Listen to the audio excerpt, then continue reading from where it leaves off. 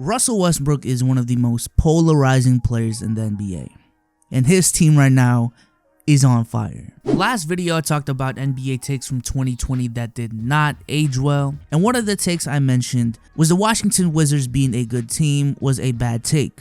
Now, a lot of people responded in the comment section saying, B Souls, they're on a winning streak right now. And I understand they are. And shout out to the Washington Wizards for this winning streak. They're playing amazing. And compared to what they were in the first 30 games of the season, for them to even be in the conversation for a play-in tournament game is highly impressive. And in the last 12 games, the Washington Wizards are 9-3, including an 8-game winning streak. And in this 12-game stretch, Russell Westbrook has averaged 22 points, 13 assists, 13 rebounds, 1.5 steals a game on roughly 46% shooting from the field. Highly impressive numbers, especially given the fact that they are also winning. So props to Russell Westbrook and the Washington Wizards for doing their thing. They've been killing it. They have been killing it. However, today, I don't want to talk about just the Washington Wizards this season. I don't want to talk about just Russell Westbrook in the last 20 games. I want to talk about Russell Westbrook in the entirety of his career. Because like I mentioned in the intro of this video, Westbrook is an extremely polarizing player. He is a player that's been criticized a lot the last 3, 4, 5 years by the NBA community as a whole.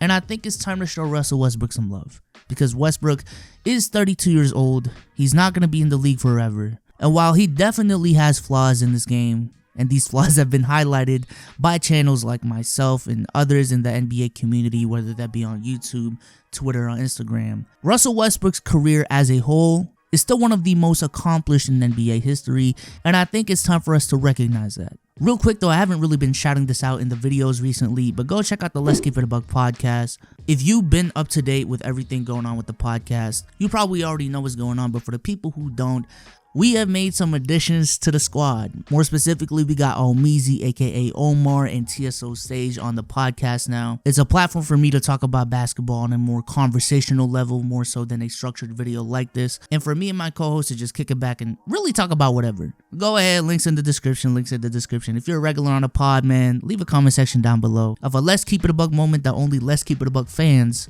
would know. Now, what is Russell Westbrook most known for? I believe a lot of y'all would say the triple-double, and I would tend to agree.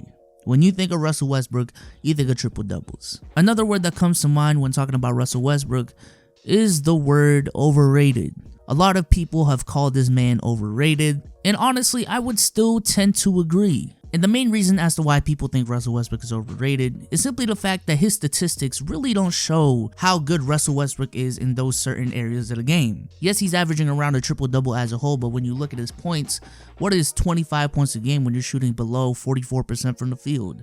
What is 10, 11 assists when you're averaging 5 to 6 turnovers a game? And what really does 8+ rebounds a game mean when a majority of them are uncontested rebounds? I understand that criticism and I still do tend to agree. However, this idea that everyone can do what Russell Westbrook is doing, I would disagree with that. Because if it was that easy, then a lot more 6'3" point guards would be doing the same. Now, yes, there are other perimeter players in the league that are hovering around that triple-double range of around 20+ points, 7+ rebounds, and 7+ assists a game. More notably, guys like Luka Doncic, James Harden, and LeBron James. But for Russ to be putting up the numbers he's putting up at 6'3" is still really impressive. And even if you want to argue that other great guards in the league can do what Russell Westbrook is doing, if Russell Westbrook is doing the same thing that other great guards can do, then to me that means Russell Westbrook belongs in that conversation as well. And trust me, I am not a Russell Westbrook stan. Again, I want to emphasize, I understand the flaws in his game. But I feel like some people tend to make it seem like Russell Westbrook just isn't a good player whatsoever, when I don't think that's the case whatsoever.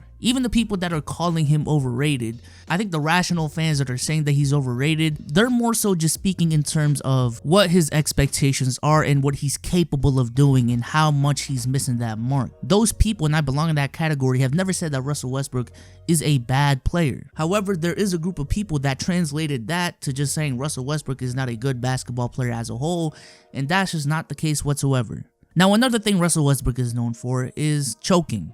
Underperforming in high leverage situations, whether that be just in the fourth quarter in general or in high leverage playoff games. And I'm not denying the times he has underperformed. Yes, Russell Westbrook has underperformed a decent amount in the playoffs. However, this idea that when Russ and KD were on the same team, that it was just Russ that was underperforming is not true at all. Yes, Russell Westbrook underperformed, and I am not taking that away. I'm not saying he didn't. Kevin Durant underperformed as well. And to put all of that blame on just Russell Westbrook, I don't think it's fair to Russ. I don't think it is. For example, in the 2011 Western Conference Finals, yes, Westbrook averaged 24 points on 36% shooting from the field and 20% from three. That's horrible. Kevin Durant, yes, he averaged 28 points, but he shot 43% from the field and 23% from three. Now, I don't know about y'all, but to me, KD underperformed in that series as well. And in 2016, when they got eliminated by the Golden State Warriors and blew that 3-1 lead, again, yes, Russell Westbrook underperformed. And throughout the whole series, when you look at his efficiency, he didn't have the best series in the world. But again, when you look at KD, it wasn't like he was unstoppable that series and all the blame was just on Westbrook.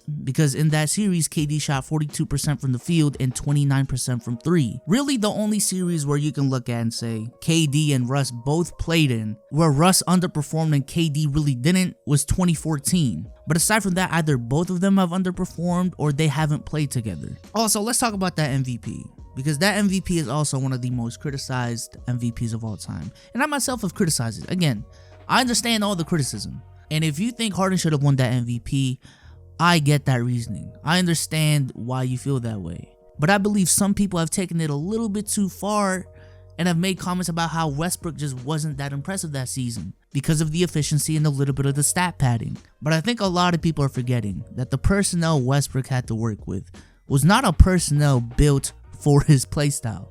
It just wasn't. In the 2016 offseason, the Thunder were making moves in order to entice KD to re-sign. That is why they traded away Victor Oladipo. That is why they traded away Serge Ibaka. And when KD decided to leave for free agency, Russell Westbrook was stuck with a crew that was not built for greatness.